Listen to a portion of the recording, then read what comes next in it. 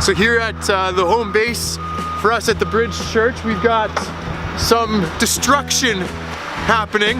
It's not unexpected, and it's not outside of our permission, of course. We've got trees coming down in preparation for the demolition of the building.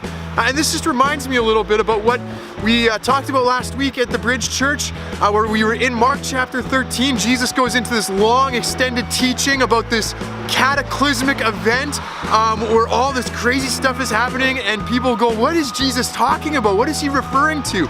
And I talked on Sunday about how Jesus is probably referring to the events of 70 AD, to the destruction of the temple and God's judgment on Israel for their rejection of him there in the first century.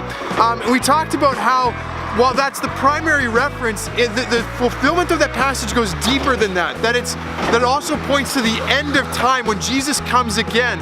And so we're living in this period of the last days. We don't know when Jesus is going to come back. We don't know the day and the hour. We can't be predicting dates, but we're in the last days. That was the first kind of point I made about the interpretation of this passage. Second, I said, was that because we're living in the last days, we've got to be keeping watch. We have to be awake. We can't be complacent and apathetic and getting lazy about prayer, about our righteousness in Christ. We got to keep watch. Third point I said is we got to keep watch because God judges.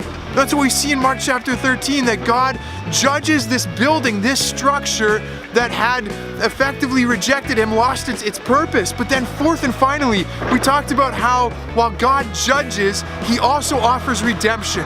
That while the temple was destroyed, he had given us a new temple, Jesus Christ, in whom all the fullness of the deity dwells.